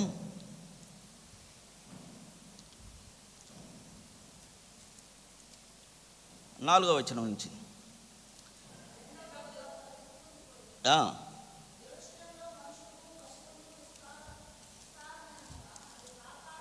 ప్రాకారం లేని మైదానముగా ఉండునని మొదటి దూత ఆజ్ఞ ఇచ్చును. నేను దాని చుట్టూ అగ్ని ప్రాకారంగా ఉందును. కాబట్టి దాని చుట్టూ అగ్ని ప్రాకారంగా ఉందును. ఈరోజు అనేక మంది కంప్లైంట్ ఏంటి? నేను అపవాది చేత వెరిపించబడుతున్నానండి, అపవాది చేత మోసపోతూ ఉన్నాను, మళ్ళా పాపానికి ప్రేరేపించబడుతున్నాను. నువ్వు దాని వైపు చూడకపోతే అది నీ దగ్గరికి రాదు. కారణం ఏంటి? నీలో నివసిస్తున్నవాడు పరిశుద్ధుడైన దేవుడు, నీ కొరకు ప్రాణం పెట్టిన దేవుడు, నీ కొరకు ప్రశస్తమైన రక్తం కార్చిన దేవుడు, ఆ గొర్రె కొరకు తన ప్రాణం పెట్టేంతగా ప్రేమిస్తున్న దేవుడు. అందుకనే ప్రియులరా, దేవుని యొక్క అగ్ని ప్రాకారం మధ్య నువ్వు ఉన్నావు. అయినప్పటికీ కూడా కొంతమంది తప్పిపోయే వాళ్ళు ఉంటారు. అందుకనే కాపరికి ఆ బాధ్యత ఇచ్చాడు. ఏమని ఇచ్చాడు? నా గొర్రెలను కాయము. ఇప్పుడు చూడండి, దావీదు సమర్థుడే, కానీ అయినప్పటికీ కూడా సింహం వచ్చింది, ఎలుగు వెంట వచ్చింది, కానీ వదిలేశాడు. ఆ మందని వదిలేయలేదు. ఆ తర్వాత గోలియాతు విషయం మనం ఆలోచిస్తే, దావీదు ఎంత సైజు, గోలియాతు ఎంత సైజు, బైబిల్లో ఇవన్నీ కూడా వివరాలు మనం చూస్తాం. కానీ దావీదు మాటల్లో మనం సున్నతి లేని ఫిలిస్తీయుడు సున్నతి కలిగిన ఇశ్రాయేలీయుల మీద సవాల్ చేయడమా, నేను దేవుని నామంతో నీ ముందుకు వస్తున్నానని చెప్పి సవాలు విసిరిన దావీదును మనం చూస్తూ వస్తున్నాం. కాబట్టి ప్రియులరా, మన ముందు సవాలు విసురుతున్న అపవాది గొప్ప బలవంతుడు, కానీ అంతకంటే బలవంతుడైన ప్రభు నీ హృదయంలో ఉన్నాడన్న విషయాన్ని ఒకసారి జ్ఞాపకం చేసుకో. అందుకనే నీ ద్వారా ఎన్నో అద్భుతాలు, ఎన్నో సూచక్రియలు జరగాలని దేవుని యొక్క ఉద్దేశం. ఈరోజు కూడా రక్షణ లేని వారు అనేక మంది ఉన్నారు. వారు ప్రభువును అంగీకరించాలని ఇష్టపడుతూ వస్తున్నారు, ఆ గొర్రెల మందిలో చేరాలని ఇష్టపడుతూ వస్తున్నారు. కానీ అనేకమైన సమస్యలు చుట్టుకుంటున్నాయి. అనారోగ్య పరిస్థితులు ఉంటున్నాయి, ఆర్థిక ఇబ్బందులు ఉంటున్నాయి, కుటుంబ సమస్యలు ఉంటున్నాయి. పిల్లరా, వీటన్నిటి కొరకు ఎవడు ప్రార్థన చేస్తాడు? ఎవరు ప్రార్థన చేస్తారో ఒకసారి ఆలోచించండి. వాళ్ళ కొరకు ప్రార్థన చేసుకుంటుంటారు, మంచిదే. ఏ రీతిగా ప్రార్థన చేయాలనేది దేవుని ఆత్మచేత నింపబడిన నువ్వు నడిపించాలి కదా వాళ్ళని. అందుకనే ఇక్కడ మనం గమనించగలిగితే చూడండి, అపోస్తుల కార్యములు 3వ అధ్యాయం. అప్పటి వరకు పేతురు ఆ దేవాలయం ఎదుట 40 సంవత్సరాల వరకు, 40 సంవత్సరాలు పుట్టినప్పటి నుంచి కుంటువాడిగా ఉన్న ఆ వ్యక్తి పడి ఉండడం అనేక సందర్భాల్లో పేతురు, యోహాను గమనించే ఉంటారు. కానీ ఆ రోజుల్లో మాట్లాడని మాటలు మరి అభిషిక్తుడైన పేతురు ఏమాత్రం మాట్లాడుతున్నాడు? వెండి బంగారాలు మా దగ్గర లేవు, నజరేయుడైన యేసు నామమున. అక్కడ మనం గమనిస్తాం చూడండి,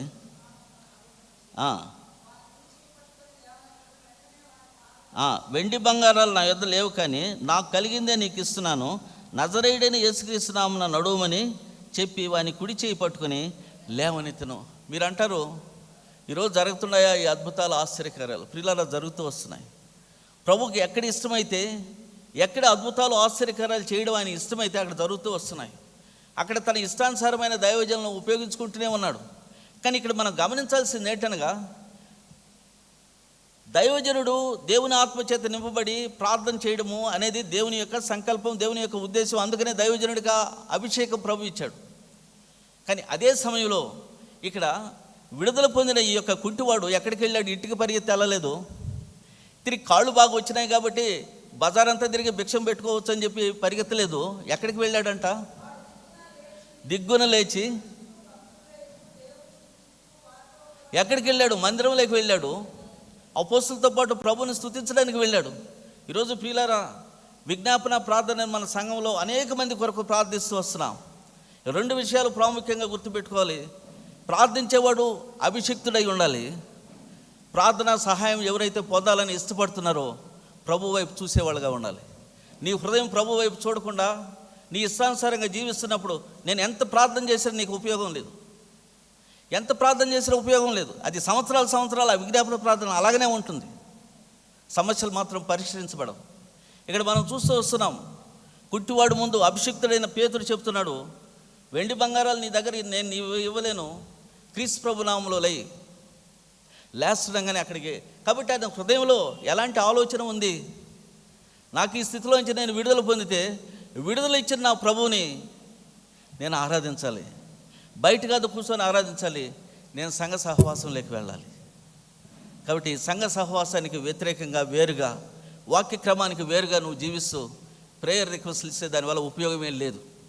ఎన్ని ఉపవాస ప్రార్థనలు చేసినా, సంవత్సరాలు ప్రార్థన చేసినా, ప్రార్థించే వారికి అభిషేకం లేకపోయినా, ప్రార్థన సహాయం పొందేవాడు పొందాలి, అది దేవుని కృపను బట్టి నేను పొందాలి అనే ఆలోచన నీకు లేనప్పుడు ప్రియులరా, అది ఉపయోగం లేని ప్రార్థన అవుతుందన్న విషయాన్ని మనం చూస్తూ వస్తున్నాం. కానీ ఈ అద్భుతాలు ఆశ్చర్యకార్యాలు జరిపించడం అనేది ఇది దేవుని యొక్క సంకల్పమా, దేవుని యొక్క ఉద్దేశం? చాలామంది అంటారు అద్భుతాలు అవసరం లేదండి, హృదయంలో ఆలోచన వస్తే చాలు. హృదయంలో అద్భుతాలు ఆశ్చర్యకార్యాలు is not a substitute for salvation. రక్షణకు ప్రత్యామ్నాయం మాత్రం కాదు. కానీ వాక్యం ఏం చెప్తున్నది గమనించండి. మార్కు రాసిన సువార్త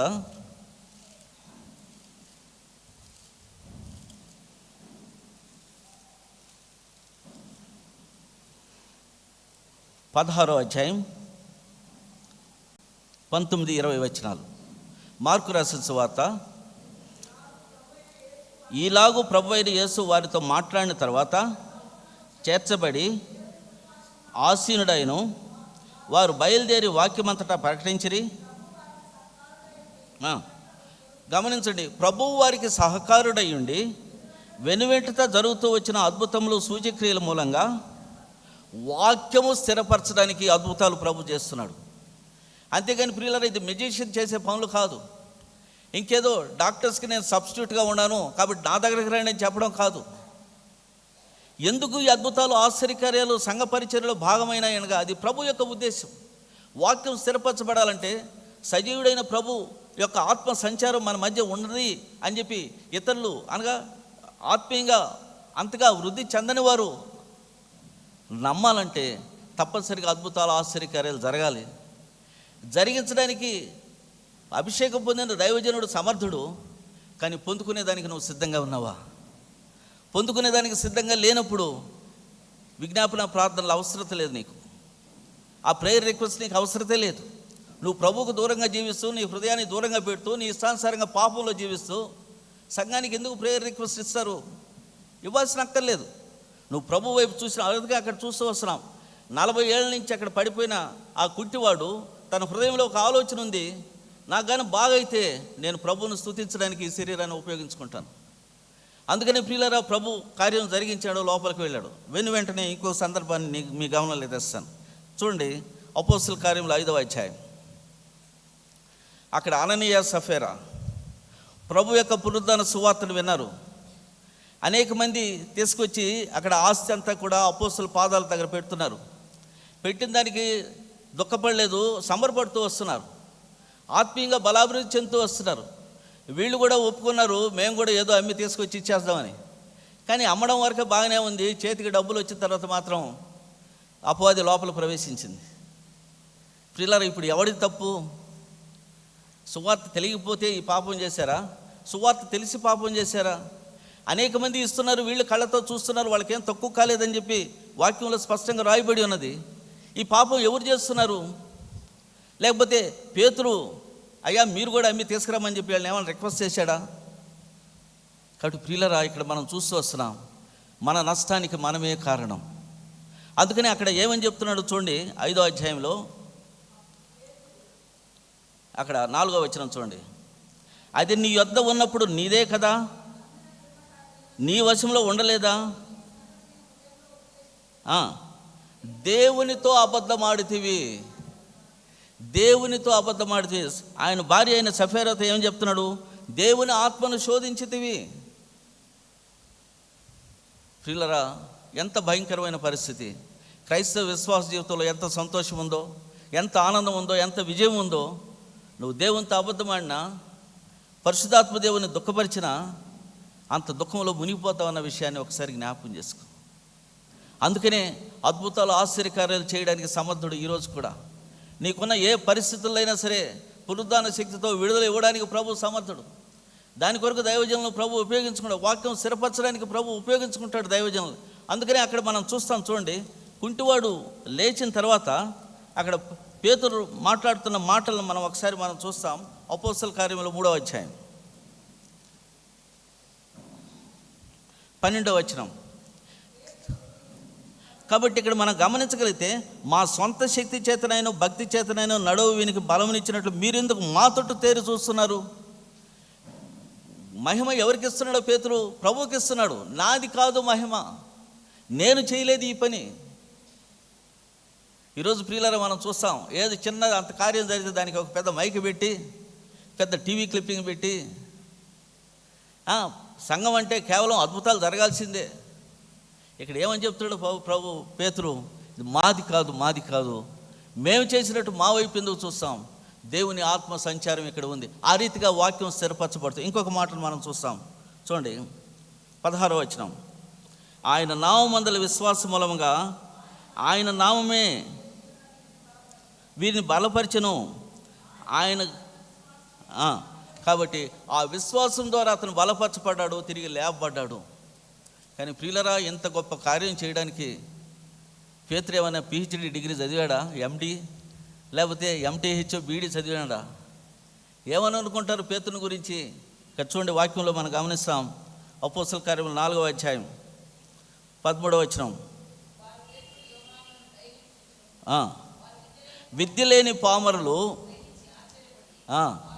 యేసుతో పాటు ఉన్నవారు. నువ్వు కూడా చేయగలవు.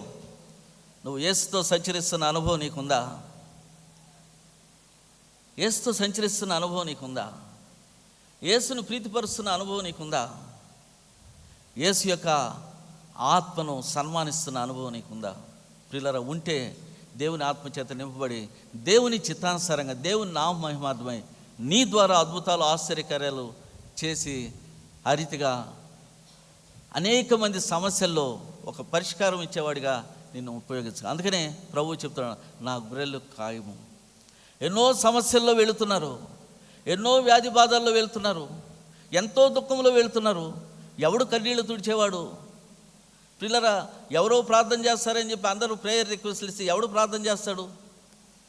ఎవరికి అభిషేకం కావాలి? నీకు అవసరం లేదా? నీలో దేవుని ఆత్మ పనిచేయనప్పుడు నీ సమస్యలు ఎలా పరిష్కారం అవుతాయి? ఇక్కడ చీటీ ఇచ్చేస్తే పరిష్కారం అయిపోతాయా? ఒక్కసారి ఆలోచించండి. అందుకనే ఇక్కడ మనం చూస్తూ వస్తున్నాం, వాళ్ళు విద్య లేని పామరులు అయినప్పటికీ కూడా ఒకటి కన్నీళ్లు శాశ్వతమైన రీతిలో తొడవడానికి ఆ పేతుని ప్రభు ఉపయోగించుకున్నాడు. కారణం ఏమనగా వాళ్ళు యేసుతో పాటు ఉన్నవారు అన్న విషయాన్ని మనం చూస్తూ వస్తున్నాం. వారికి ఆటంకాలు కలగలేదా? కలిగితే పేతురు ఏమని చెప్పినాడు అక్కడ మనం గమనించగలిగితే చూడండి, 19వ వచనం.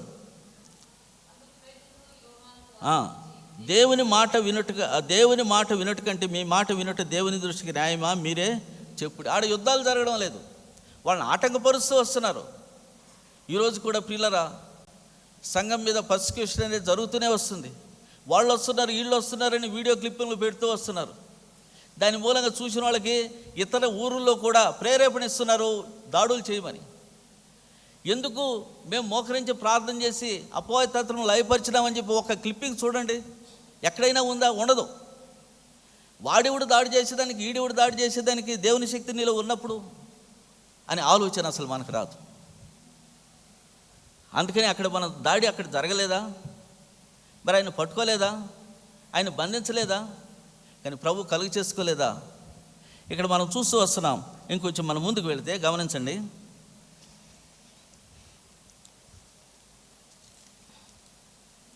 5వ అధ్యాయంలో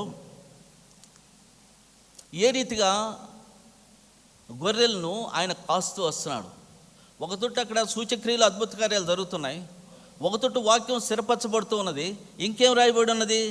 ఆ అభిషేకం ఎంతవరకు పనిచేస్తున్నది చూడండి. 5వ అధ్యాయము 14వ వచనం.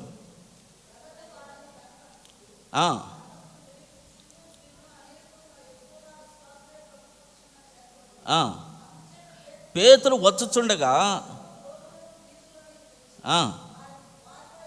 నీడబడినా పర్వాలేదు. ప్రియులరా, ఇది అనేక మంది దైవజనులు నేను చూశాను. పేర్లు నేను చెప్పను కానీ ఒకరిద్దరు నేను చూశాను. వాళ్ళ చొక్కాయి పట్టుకున్న వాళ్ళ నీడబడ్డ అనేకమైన రోగాల నుంచి ప్రజలు విడుదల పొందని నేను చూశాను. కాబట్టి బైబిల్లో రాసిందంతా కూడా సత్యమే. కానీ అంత అభిషేకంతో వాళ్ళు ముందుకు వెళ్తున్నట్టుగా మనం చూస్తూ వస్తున్నాం. కానీ ఈ అభిషేకాన్ని బట్టి వాళ్ళని ఏమైనా పూజించారా, దండలేశారా, కళ్ళకి దండం పెట్టారా? ఇక్కడ మనం గమనించగలిగితే తీసుకుపోయి జైల్లో వేసేసారు.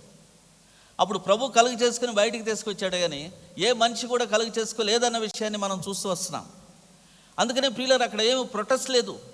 నేను దైవజనుడిని, నన్ను ఎతకు జైల్లో వేస్తారని చెప్పి ఏమి ప్రొటెస్ట్ చేయలేదు, లేకపోతే ఇంకొకరికి ఎవరికో ఉత్తరాలు రాయడం లేదు.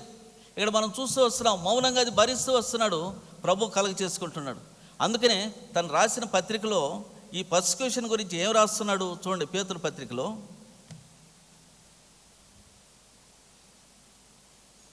2వ అధ్యాయం 21వ వచనం గమనిస్తాం. క్రీస్తు కూడా మీ కొరకు బాధపడి తన అడుగుజాడలు ఏదో నడుచుకున్నట్లు మీకు మాదిరి ఉంచిపోయాను.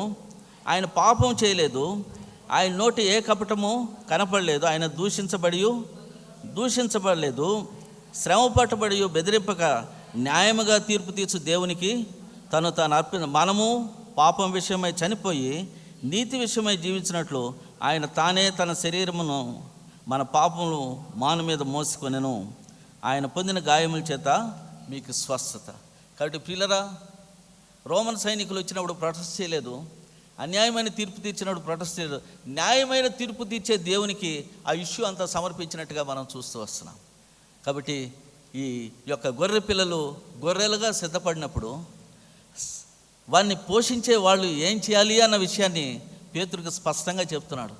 అక్కడ అద్భుతాలు జరగాలి, ఆశ్చర్యకార్యాలు జరగాలి, కానీ క్రెడిట్ మాత్రం నువ్వు తీసుకోకూడదు. దేవుని మహింపరచాలి, వాక్యం స్థిరపరచబడాలి. ఎవరైతే తప్పుదావ నడుస్తున్నారో వారు తప్పనిసరిగా శిక్షించబడాలి.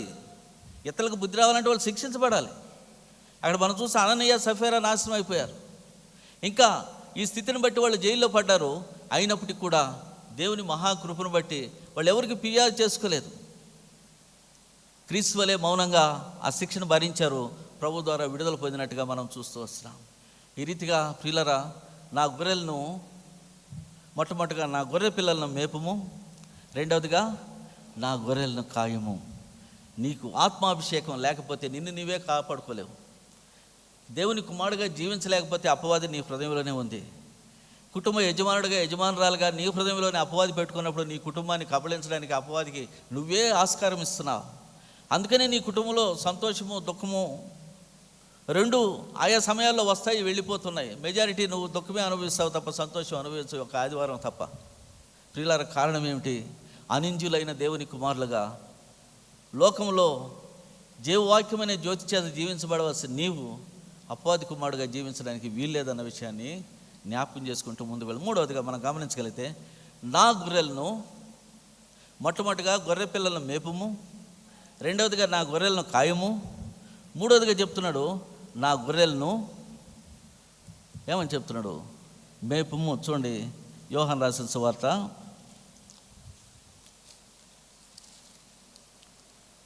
21వ అధ్యాయం. నా గొర్రెలను అక్కడ మనం చూద్దాం, కాయము. ఆ తర్వాత కాబట్టి గొర్రె పిల్లలను మేపము, నా గొర్రెలను కాయము, తర్వాత నా గొర్రెలను మేపము. ఇక్కడ మనం గమనించగలిగితే ప్రియులరా, ఇప్పుడు గ్రోనప్ అయిపోతూ వస్తున్నాయి కాబట్టి మంద పెరిగిపోతూ ఉన్నది. పెరిగిపోతున్న మందను ఏ రీతిగా సమర్థవంతంగా కాయాలి అన్న విషయాన్ని అపోస్తలుడైన పౌలు ద్వారా అక్కడ మనం గమనిస్తాం. పేతురు ద్వారా అక్కడ చూడండి, ఒక విచిత్రమైన పరిస్థితిని ప్రభు కలుగ చేసినట్టుగా సంఘంలో మనం చూస్తూ వస్తున్నాం. మనం గమనించగలిగితే చూడండి, అపోస్తల కార్యములు 6వ అధ్యాయాన్ని మనం తీసుకుందాం. 6వ అధ్యాయంలో సంఘం విస్తరణ జరుగుతూ ఉన్నది. ఆడ అరమరికలు వస్తూ ఉన్నాయి, సంఘంలో విభేదాలు వస్తూ ఉన్నాయి. కాబట్టి వీళ్ళ దగ్గరికి కంప్లైంట్ తీసుకొచ్చినారు, మమ్మల్ని చులకనగా చూస్తున్నారని. కానీ అపోస్తలులు ఏం చెప్తున్నారు? వాక్య ప్రకటన, ప్రార్థన తప్ప మేమేమీ కూడా చేయడానికి వీల్లేదు. కాబట్టి సంఘములో 2వ లైన్ రావాలి. ఇక్కడ మనం చూస్తూ వస్తున్నాం, నా గొర్రెలను మొట్టమొదటిగా గొర్రె పిల్లలను మేపుము, గొర్రెలను కాయము, తర్వాత గొర్రెలను మేపుము. కాబట్టి ప్రియులరా, ఈరోజు సంఘ బాధ్యతలు అనేక మందికి అప్పచెప్పబడుతూ వస్తున్నాయి. నేను ఇక్కడ గమనిస్తూ వస్తున్నాను. కానీ బైబిల్లో ఒక వాక్యం ఉంది, యెహోవా కార్యం అశ్రద్ధగా చేయవాడు శాపగ్రస్తుడు.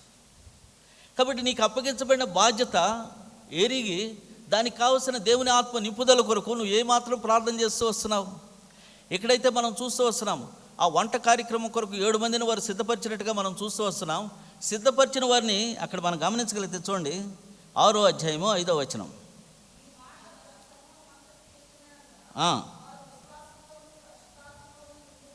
విశ్వాసముతోనూ పరిశుద్ధాత్మతోనూ నింపబడిన సంఘము, విశ్వాసంతోనూ పరిశుద్ధాత్మతోనూ నింపబడిన ప్రజలు, విశ్వాసంతో పరిశుద్ధాత్మతో నింపబడిన ప్రజలకు బాధ్యతలు అప్పగించబడతాయి. ఆ బాధ్యతలు అప్పగించబడినప్పటికీ కూడా అక్కడ మనం చూస్తూ వస్తున్న అభిషిక్తులైన దైవజనులు ప్రార్థించగా అక్కడ ఏం జరుగుతున్నదంతా అక్కడ గమనించండి. వారిని అపోస్తలుల ఎదుట నిలబెట్టి ప్రార్థన చేసి వారి మీద చేతులు చెరి. కాబట్టి ప్రియులరా, దైవజనుడికి విధేయుడిగా జీవించడం అనేది, దైవజనుడు చెప్పిన మాటలు విని ఆ కార్యాలు నిర్వహించడం అనేది నీ జీవితంలో ఒక గొప్ప భాగ్యం. అనేక మందికి లేదు ఈ భాగ్యం. ఎవరికి ఇస్తాడు ఈ దైవజనుడు ఈ భాగ్యం అనేది? అక్కడ మనం వాళ్ళు విశ్వాసంతోనూ పరిశుద్ధతతోనూ నింపబడిన వారు. కాబట్టి నింపబడని వారు కూడా ఉన్నారు, అక్కడ అపవాది చేత శోధించబడుతున్న వారు ఉన్నారు. ఇక్కడ మనం చూస్తూ వస్తున్నాం. ప్రియులరా, గొర్రె పిల్లలను మేపుము, గొర్రెలను కాయము, తర్వాత ఏం చేస్తున్నాం? గొర్రెలను మేపుము. ఏ రీతిగా మాదిరికరంగా వాళ్ళని నడిపిస్తూ వస్తున్నాడు. నేకై కాదు అభిషేకం, మీరు అభిషక్తులుగా ఉండాలి. నా తర్వాత బాధ్యతలు మోసేవాళ్ళుగా ఉండాలి అని చెప్తున్న దైవజనుడిని మనం చూస్తూ వస్తున్నాం. ప్రియులరా, ఈ యొక్క వ్యవస్థలో నీవు నేను కూడా పాలిభాగస్తుడమే కదా. చాలామంది అనుకుంటారు కదా, ఇందులో ఉన్న ప్రతి పని కూడా ఆ దైవ సేవకుడు చేసుకుంటాడులే. కానీ ఈ బాధ్యతలో పాలు పంపులు నీకు ఇచ్చాడన్న విషయాన్ని ఎంతమంది గమనిస్తున్నారు? చూడండి, ఎఫ్సీలకు రాసిన పత్రిక మనం చూస్తాం.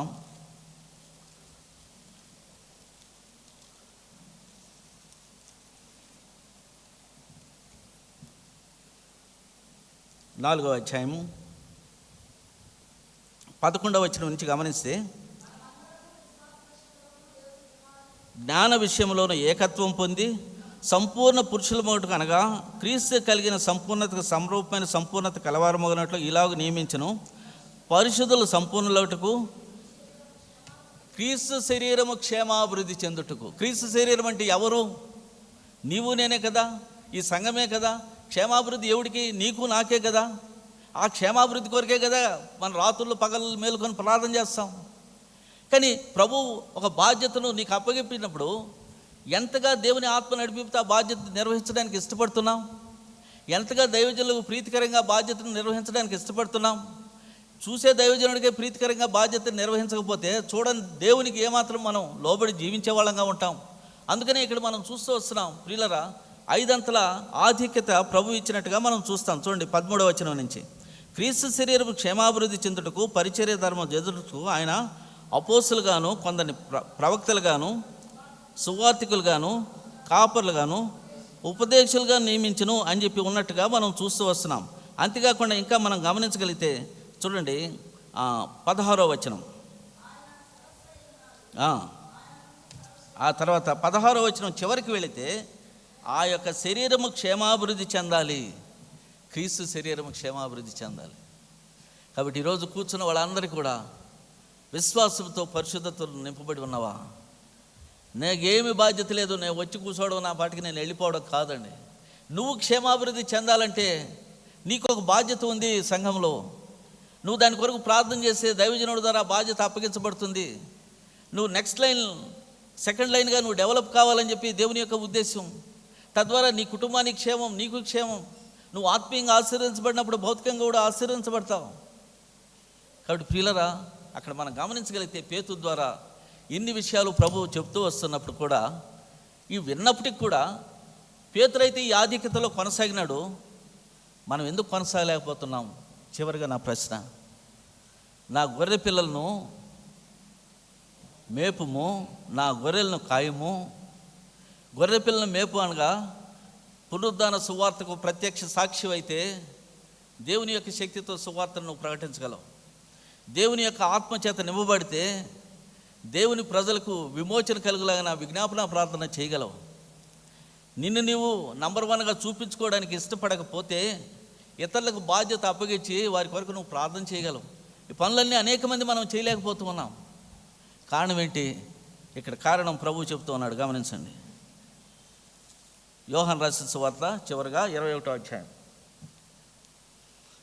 అధ్యాయం అక్కడ ఏమని చెప్తున్నాడు ప్రభువు? 16వ వచనం నుంచి 18వ వచనం నుంచి, నీవు యవ్వనముడై ఉన్నప్పుడు చోటికి వెళ్ళుచుంటివి,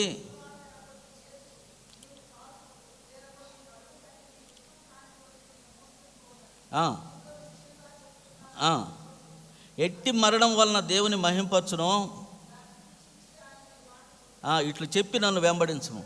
చెప్తున్నాడు, నీవు యవ్వనుడిగా ఉన్నప్పుడు నీ ఇష్టంగా పరిగెత్తి వెళ్ళిపోతూ ఉన్నావు. నువ్వు ముసలివాడు అయినప్పుడు ఇంకోటి మీద ఆధారపడాలి. అంటే అర్థం ఏంటి? ఇది భౌతిక సంబంధమైన మరణమా, ఆత్మ సంబంధమైన మరణమా? ప్రియులారా, ఒకసారి ఆలోచించండి. ఇది భౌతిక సంబంధమైన మరణం గురించి ప్రభు మాట్లాడటం లేదు. ఈ 3 అంతల బాధ్యత దేవుని పరిశుద్ధాత్మ శక్తితో నువ్వు విజయవంతంగా నిర్వహించాలంటే నీ శరీరాశ, నేత్రాశ, జీవబుడంబకు నువ్వు చనిపోయిన పరిస్థితిలోకి రావాలి. అందుకనే చూడండి, అపోస్తలుడైన పౌలు ఏమని చెప్తాడు? మొదటి కొరింథీయులకు రాసిన పత్రిక 9వ అధ్యాయాన్ని మనం గమనించగలిగితే, ఇతరులకు ప్రకటించి నేను భ్రష్టునైపోకుండా నన్ను నేను నలకొట్టుకొని లోపరుచుకుంటున్నానంటే అర్థం ఏమిటి? ఆయన కూడా శరీరంలో ఉన్నాడు, రక్తమాంసాలతో పనిచేస్తున్నాడు. కానీ శరీర సంబంధమైన ఇచ్చలు ఏ రోజుకా రోజు తీసివేసుకోలేకపోతే దేవుని కార్యాభివృద్ధి అందు ముందుకు కొనసాగలేరు. ఇంకొక మాటను మనం గమనించగలిగితే చూడండి, ఎక్కడది? మొదటి కొరింథీ పత్రిక 15వ అధ్యాయము 31వ వచనం.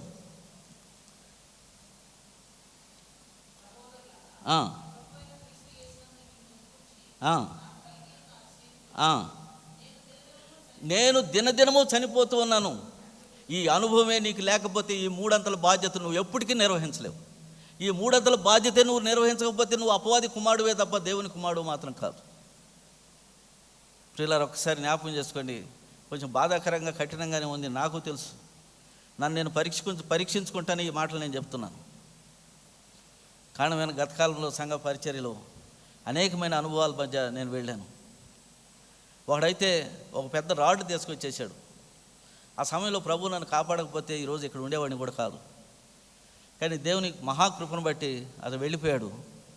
నేను చెప్పాను, రాకూడని స్థలం లేక వచ్చావు, అయినా మా దగ్గర నీ దగ్గర ఉన్నంత రాడ్ ఏం లేదు. కానీ ప్రభు నీతో మాట్లాడతాడు. ఇంటికి వెళ్ళాడు. రాత్రి అతనికి భయంకరమైన రోగం వచ్చింది. హాస్పిటల్కి తెచ్చిపోయినారు. డాక్టర్స్ చెప్పేశారు కౌంటింగ్ డేస్, ఇంటికి తెచ్చిపోవాల్సిందని. అప్పుడు వాడికి గుర్తు వచ్చింది, అన్నను పిలుస్తారండి. నాకు ఫోన్ వచ్చింది. ఇంకా సంఘంలో ఉన్న ప్రియుల్ని కొంతమందిని తెచ్చిపోయి ప్రార్థన చేశాం. మిరక్లస్ హీలింగ్. ప్రియులారా, ప్రభుతో మీరు ఉన్నప్పుడు ఎన్నో అద్భుతాలు మీరు చూడగలరు, ఆశ్చర్యకార్యాలు ప్రభువులో రోజు సంతోషించగలరు. అది ఎక్కడున్నా సంతోషించగలరు, అక్కడున్నా దేని గురించి భయపడాల్సిన అక్కర్లేదు. అందుకనే ప్రభు చెప్తున్నాడు కదా, నువ్వు ముసలివాడు అయినప్పుడు ఒకడు నిన్ను పట్టుకొని తీసుకెళ్తాడు. నీకు ఇష్టం లేకపోతే నువ్వు వెళ్ళాలి. అందుకని దేవుని ఆత్మచేత నువ్వు నడిపించబడుతున్నప్పుడు ఆ పని నీకు ఇష్టమో కష్టమో కాదు, దేవునికి ఇష్టం ఆ పని. అది నీ ద్వారా జరగాలని ఇష్టం. అందుకనే అపోస్తలుడైన పౌలు చెప్తున్నాడు కదా, నేను రోజు చనిపోతున్నాను కాబట్టి మిమ్మల్ని చూసి నేను అతిశయపడుతున్నాను. మీరు సరైన రీతిలో, నేను ఆశించిన రీతిలో ముందుకు వెళ్తున్నారు. అందుకనే పేతురు పత్రికలో కూడా ఒకసారి మనం గమనించగలిగితే చూడండి, 2 పత్రికలే రాసినప్పటికి కూడా పేతురు పత్రికను ఒకసారి మనం తీసుకుందాం. 2వ పత్రికలో మొదటి పత్రికలో చూడండి. మొదటి పత్రిక 4వ అధ్యాయం. క్రీస్తు శరీరమందు శ్రమపడిన కనుక మీరును అట్టి మనసును ఆయుధముగా ధరించుకునడి.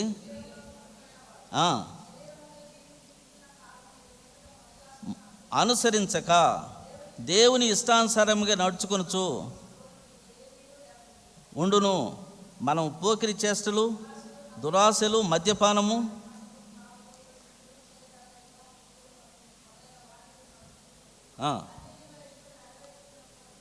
గతించిన కాలం చాలును. కాబట్టి ప్రియులరా, ఇది కేవలం పేతురుని అభిషేకించిన పేతురు ద్వారా జరిగించాలని కాదు, నీ ద్వారా, నా ద్వారా. గొర్రె పిల్లలను మేపాలంటే పునరుద్ధాన శక్తితో నింపబడమే కాదు, దేవుని పునరుద్ధానానికి ప్రత్యక్ష సాక్షిగా ఉండాలి. ఆ ప్రభు పునరుద్ధానైన ప్రభు నా హృదయంలో నివసిస్తున్నాడు. రెండవదిగా, గొర్రెలను కాయాలంటే అపవాది మీద సంపూర్ణమైన విజయం సాధించిన అభిషేకం నీకు ఉండాలి. మూడవదిగా, సంఘ విస్తరణలో నీ బాధ్యత ఏమిటో ఎరగాలి. ఎందుకనగా యెహోవా కార్యం అశ్రద్ధగా చేస్తే శాపం. కానీ సంఘం క్షేమాభివృద్ధి చెందినప్పుడు ఆ సంఘంలో నువ్వు కూడా ఉంటావు, నీ కుటుంబం క్షేమాభివృద్ధి చెందుతుంది. అందుకనే ప్రియులరా, శరీరాశ, నేత్రాశ, జీవపడం, రోజు చనిపోయిన అనుభవం మనకు లేకపోతే ఈ వాక్యం అనుసరించి జీవించే అనుభవం ఎప్పటికీ కూడా ఉండదు. అది లేనంత వరకు కూడా అపవాది నీ హృదయంలో ఉంటుంది. నీకు ఏమాత్రం దేవుని ద్వారా క్షేమం జరగదు. దేవుడు తన పరిశుద్ధ వాక్యాన్ని మన వెనుకలో దీవించును గాక. ఆమేన్.